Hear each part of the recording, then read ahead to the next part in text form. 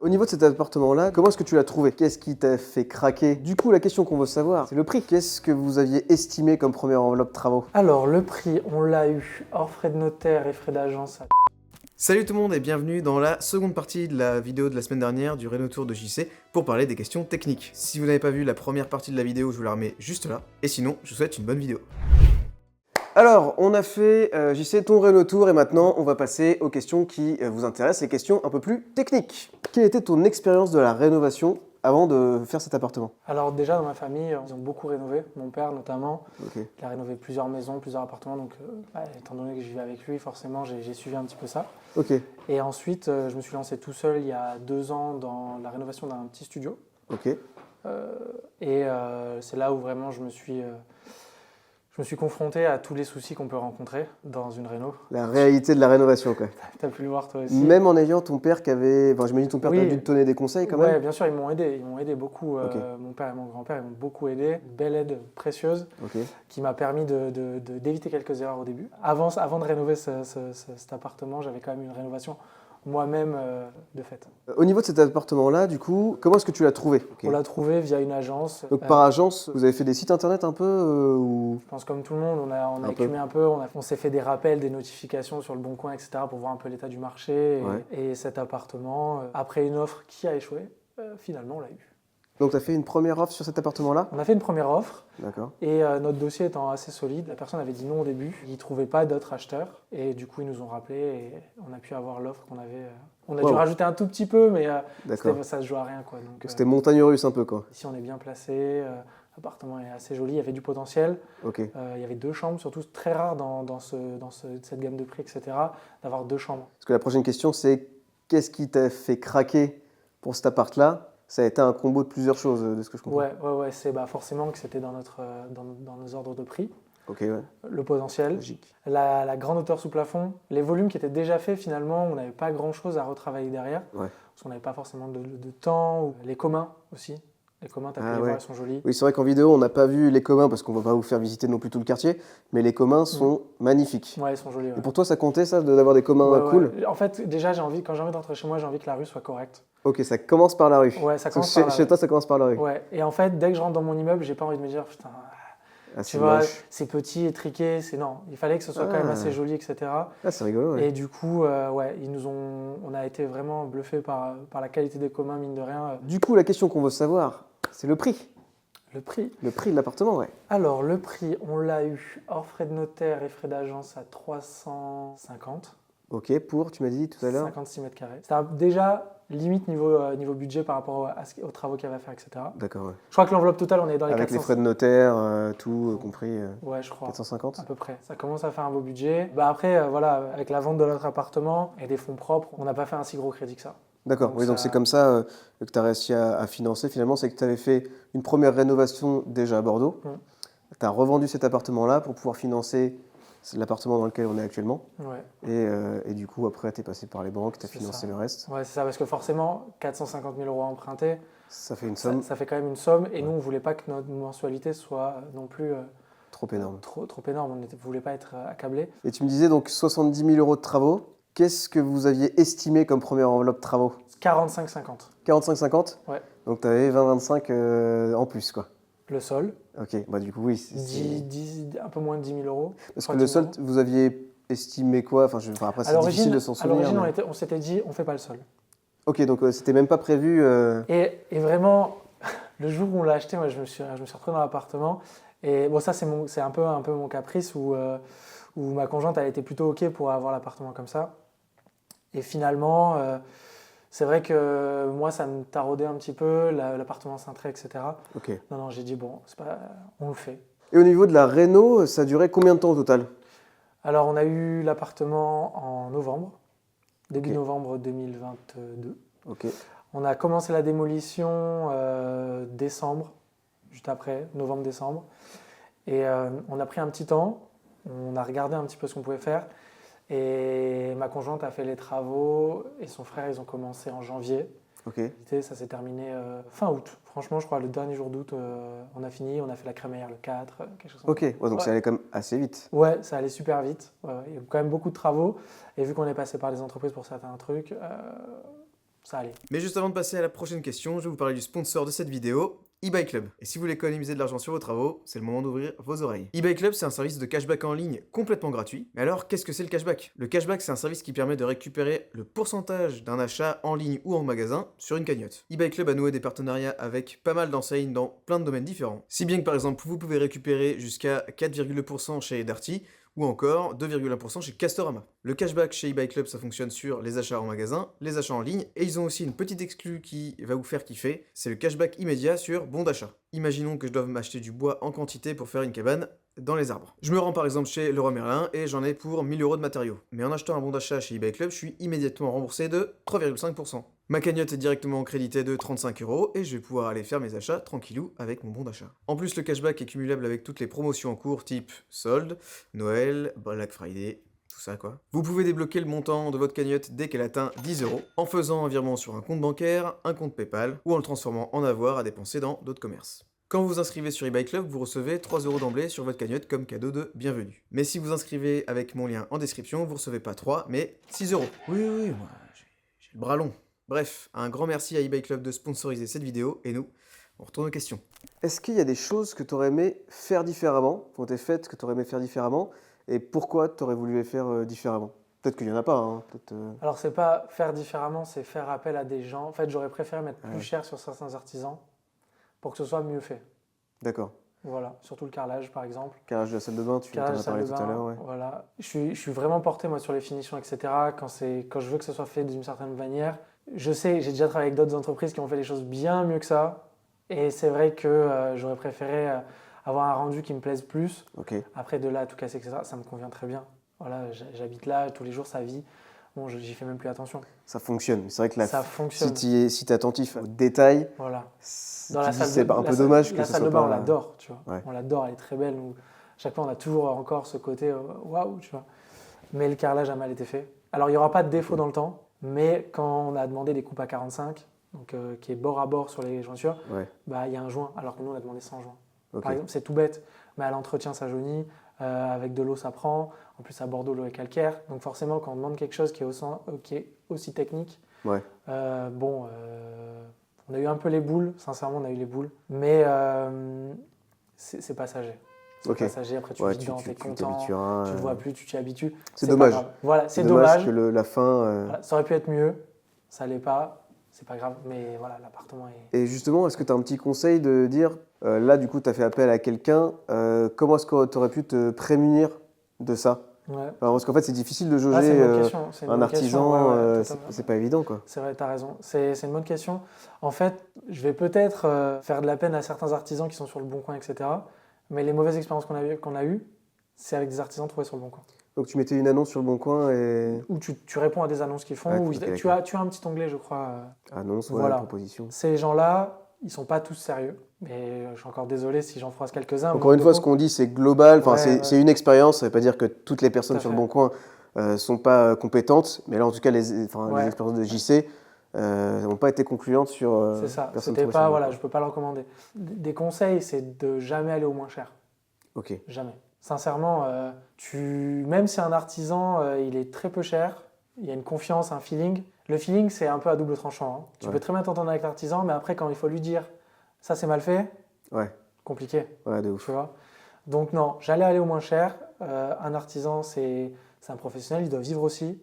On connaît la France et les taxes, etc. Tout le monde doit vivre, donc oui, c'est cher un artisan. C'est pas pour rien. Il y a une certaine technique derrière, il y a de l'expérience, il y a quelque chose, donc ne pas aller au moins cher. Ne vraiment pas aller au moins cher. Et quelqu'un qui connaît parfaitement de la mise en œuvre de telle ou telle matière, tel ou tel matériau, ça c'est très important. Il ne faut pas hésiter à lui poser plein de questions, même à paraître bête devant lui, mais à lui poser plein de questions, limite même si vous connaissez pour le tester. C'est tout bête. Franchement, c'est tout bête.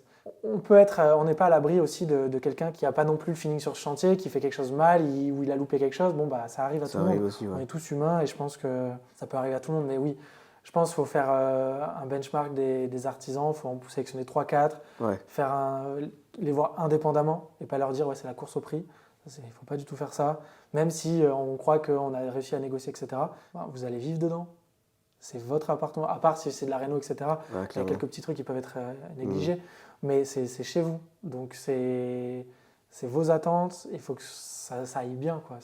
Peut-être d'autant plus quand tu fais, alors, entre le gros œuvre et les finitions, peut-être que sur le gros œuvre, tu n'as pas besoin d'aller aussi loin sur certains éléments. Non, ça va. Alors que sur la finition, c'est là où il faut être plus dans le détail et dans la finition, justement, quoi, pour être sûr que la ça sera bien compris. La salle de bain, par exemple, c'est très pointu. Ouais. Enfin, c'est très pointu. Dans des étages, il faut que l'étanchéité soit parfaite. Parce que l'eau, ça passe dans les joints de carrelage. Ça passe sous le carrelage. Alors, c'est bien si on reste 4-5 heures sous la douche avec l'eau comme ça, bien sûr, ça va pas passer. Mais un dégât des eaux, pourtant, il y a des dégâts des eaux, mais il y a du carrelage. Ouais. Oui, parce que ça passe dessous. Mais donc, l'étanchéité, c'est quelque chose de très important. Et je pense que s'il y a un point où il faut vraiment appuyer, c'est les salles de bain. Pour moi, c'est le plus important dans une réno. C'est là où il y a le plus de problèmes qui peuvent arriver. Ok, de galères derrière qui peuvent... Où il y a de l'eau. En général. Cuisine, salle de bain. Là où il y a de l'eau, il faut vraiment faire attention. Ok, trop cool. Ouais. Quels seraient les 3 meilleurs conseils que tu pourrais donner à quelqu'un qui ferait une rénovation un petit peu comme la tienne? Alors, il y a plusieurs choses. Déjà, comme les artisans, les matériaux, il ne faut pas aller au moins cher. C'est vrai qu'on a beaucoup parlé de matériaux et moi, je n'ai pas une connaissance très poussée des matériaux non plus. On en a beaucoup parlé ensemble. Par exemple, c'est pas une erreur parce qu'on a voulu mettre le même sol qu'à l'époque. À l'époque, c'était du pin. Mais le sol, il faut un matériau dur, du chêne. Voilà. Là, ça marque très vite. Tu fais tomber quelque chose, ça marque. Là, le sol, tu as refait à l'identique à l'ancienne. Voilà, c'est des lames de pin. Ouais, c'est des lames de pin. Donc là, c'est un plancher, c'est pas un parquet. D'accord. Parce que là, il est directement sur les. C'est la différence, c'est dans le matériau, plancher, non, parquet? C'est comment il est posé. Ah, d'accord. Enfin, là, c'est-à-dire qu'il y a les poutres dessous, donc c'est un plancher. D'accord. Et si je mets un autre vêtement bois par-dessus, pointe d'onglet, etc., là, ça devient un parquet. Ok. Et c'est la voilà, différence. je ne savais pas. Voilà, c'est la seule différence. Les matériaux ne vraiment pas aller au cheap. Même les plaques de plâtre, c'est tout bête. Ah ouais? Ouais, c'est tout bête. Ne pas aller dans la marque générique. Alors, je dis pas, mais j'ai déjà testé du Leroy Merlin et du Knauf, par exemple. Ok. Knauf, c'est plus cher, évidemment. Mais la tenue, le vissage, c'est tout bête. La praticité n'est pas la même. C'est pas pareil. Okay. C'est vraiment pas pareil. Elles sont, enfin voilà. Après, je dis pas, il y a beaucoup de Leroy Merlin ici. C'est chacun son budget. Mais si on peut éviter, on évite. Okay. On évite d'aller au moins cher. Les rails, c'est pareil. Il y a des marques. Bon, après, on va pas rentrer dans les artisans. Ils savent. Hein. Ouais. Si vous prenez un artisan, il n'y a pas de souci, ils vont savoir. Mais vraiment pas aller au moins cher. Ça, c'est vraiment, ça va vous coûter cher un jour ou l'autre. Ok. Voilà, que ce soit plein. Soit dans le temps, soit dans les galères qui vont arriver très vite. Okay. Un truc tout bête. Il y a un DIY en ce moment que je ne cautionne pas du tout, c'est la colle à carrelage pour faire du béton ciré pas cher. J'en ai entendu parler pas mal, ouais. Voilà, par exemple, c'est des colles à carrelage. Alors, je sais qu'il y en a qui existent sans COV, mais les composés organiques volatiles, ça c'est très mauvais par exemple. Alors oui, c'est bien, c'est pratique, ça s'étale bien, c'est pas cher, machin. Mais ça reste une colle. On ne connaît pas ses attributs, on ne connaît pas comment ça évolue dans le temps, etc. C'est fait pour coller. Donc normalement, oui, il y a des solvants dedans. C'est normal, sinon il y aura pas de ça va lâcher certaines choses qui ne sont pas forcément ultra bien pour c'est quelque chose que, oui, le béton ciré, ça coûte cher. Mais en même temps, c'est beaucoup plus pur, entre guillemets, qu'une colle à carrelage. Une colle à carrelage, il y a un nombre pas possible de composés dedans. Et chimique, ouais. Voilà, donc c'est pareil. Et on ne sait pas comment ça évolue dans le temps. Donc oui, là, ça va être beau comme ça. Sauf que ça va craqueler dans des mesures différentes que le béton ciré. Ouais. Parce que le béton ciré, il y a quand même des petites plages quand même de température où il va quand même bien évoluer dans le temps et avec les températures. La colle, on n'en sait rien. Alors s'il faut, on va me redire dans 3 ans, non mais mon sol il n'a pas changé, etc. Très bien. Franchement, tant mieux, vous avez payé ça pas cher. Mais moi, je préfère mettre le prix dans quelque chose, que ça tienne longtemps, que ça soit pérenne, qu'on n'ait pas de problème derrière. Non, voilà, et ensuite, ne pas hésiter à faire appel à des artisans, à des professionnels, à des architectes. Même les architectes, ils ont des missions conseils. Ça ne coûte pas très cher. Ça peut vous aiguiller dans certaines directions. Donc, par exemple, dans quel cadre, toi, ces missions conseils-là, tu pourrais les utiliser? Par exemple, il y a des fois, je rentre dans des appartements, ça me parle tout de suite. D'accord. Il y a des fois, pas du tout. Par exemple, cet appartement, il ne me parlait pas du tout. Ah, quand tu es rentré dans celui-là? J'ai visité plein d'appartements pour acheter celui-là où j'étais là, ouais, on va faire ça. Celui-là, rien. Ah ouais. Parce qu'en fait, les volumes n'étaient pas à changer. Et si on ne s'y pose pas un petit peu, si on ne réfléchit pas, et ben là, par exemple, faire appel à un professionnel, ça aurait pu peut-être débloquer des choses, faire différemment. D'accord. Maintenant, avec le recul, on va en parler tout à l'heure, finalement, ça allait. Ça allait, ouais. Mais c'est vrai que dans certaines situations, faire appel pour abattre un mur, par exemple, savoir si on peut abattre un mur. Ok. Comment réussir à te projeter dans un truc peut-être déjà fait, fini, en disant ça c'est pas porteur, ça on peut péter, ça vous pouvez, et te projeter avant même d'acheter quoi. Ça m'est arrivé dans un appartement, de visiter un appartement et de me dire ah ce mur-là je l'abattrais bien. Oui, mais en fait c'était un mur de réfend et un mur de réfend ça ne va pas comme ça. Il faut avoir l'autorisation de toute la copropriété et ça peut ne pas être accepté. Ça coûte très cher. Enfin il y a beaucoup de choses où il y a des surprises. On croit qu'on peut le faire. On croit qu'on peut le faire. Et finalement, on se retrouve avec un appartement qu'on a acheté et finalement, on ne peut pas le faire, on est un peu bloqué, on doit faire différemment, etc. Non, faire appel à des professionnels tout corps, hein. Plomberie, carrelage, architecte. Non, c'est important aussi de ne pas croire qu'on est capable de tout faire. Quelquefois, vaut mieux rabaisser peut-être un peu son ego. Je sais que même en matière de déco, etc., aussi, ça peut être important de le faire. Faire intervenir les gens. Faire les choses bien, ça passe aussi par... Les métiers existent, hein, c'est pas pour rien. Ouais, carrément. Donc, des bons matériaux, des bons artisans. Et... C'est qui école ça, pas le troisième, je sais plus.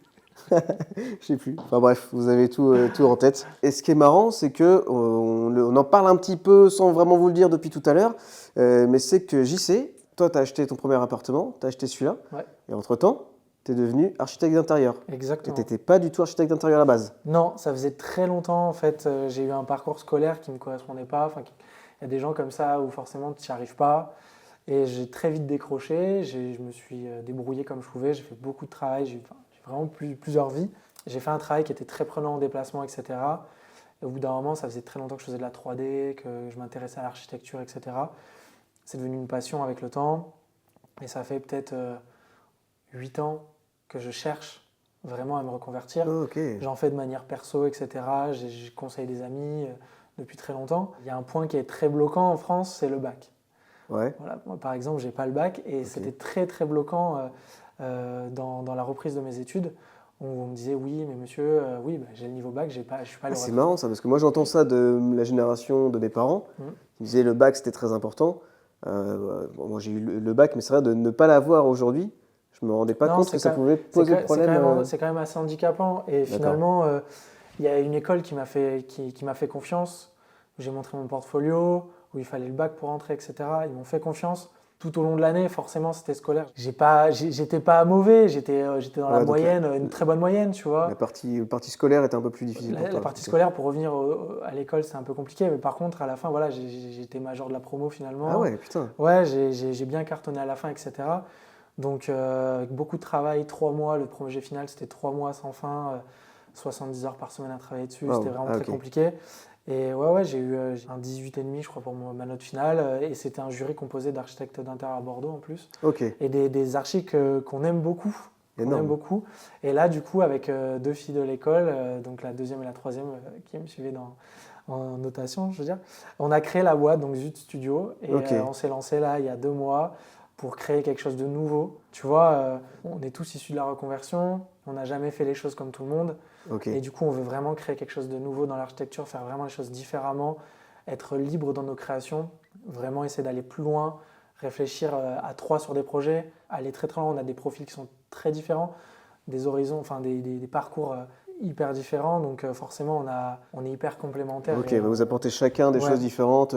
Trop bien, donc vous avez créé Zut Studio, donc là on voit sur ton pull. Zut Studio. Et vous êtes 3, donc issus tous les 3 du coup d'une reconversion. Donc génial, donc vous avez chacun travaillé un peu bourlingué avant. C'est ça. Vous êtes retrouvés à l'école et vous avez créé Zut Studio, qui est très jeune, hein, ça fait 1 mois que tu as lancé ça, c'est ça?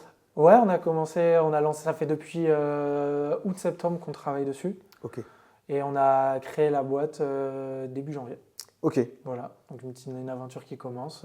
Trop bien. Avec Clélia et Clémence. D'accord, bah écoutez, vous derrière votre écran, là et là, ici, là, je vous regarde tous.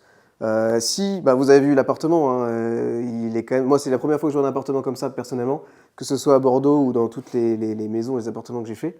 Donc on voit quand même, tu as un amour pour le matériau, tu as un amour pour un peu la technique, vraiment c'est hyper beau. Donc là, juste regardez la vidéo, et si vous avez un projet d'architecture d'intérieur ou quelque chose sur lequel vous voulez vous lancer et que vous avez besoin d'avoir un conseil avisé de quelqu'un qui peut vous aider dans la déco, mais aussi dans l'agencement des pièces, dans les rangements, enfin tous les petits tips qu'on a vus chez toi finalement, contactez Zut Studio, vous avez là zut.studio, et je vous mets évidemment le lien en commentaire, n'hésitez pas. Et tu dois avoir un compte Instagram. Ouais, c'est Zut.studio aussi. C'est Zut Studio -8. Zut Studio -8, pareil on le remet en commentaire. Et si vous voulez donner un petit peu de force à JC, bah, ça fera plaisir. Ouais, on partage les créations qu'on a eues, qu'on a fait, l'appartement est dessus et les réalisations à venir forcément. On partage aussi un petit peu, on va essayer forcément de partager un petit peu aussi les tips qu'on pense être judicieux et des inspirations en story aussi souvent. Trop bien. Voilà. Trop cool. Bon, en tout cas, vous savez où aller si vous voulez avoir un intérieur digne de JC. Eh ben écoute, JC, merci à toi. Merci de nous avoir accueillis chez toi dans ce bel appartement. J'ai eu beaucoup de plaisir à découvrir. Ouais. Et puis, à bientôt. À bientôt. Pour les prochains projets. Ouais, pas de souci. Merci beaucoup d'avoir regardé cette vidéo. Comme d'habitude, n'hésitez pas à mettre un petit commentaire pour me dire ce que vous avez pensé de ce format, ou même pour me dire un petit bonjour, ça fait toujours plaisir, et évidemment je lis tous les commentaires. Si vous voulez soutenir la chaîne, les meilleurs moyens sont encore de vous abonner, d'activer la cloche, de lâcher un petit commentaire, et éventuellement de liker la vidéo. Allez, à la prochaine, ciao!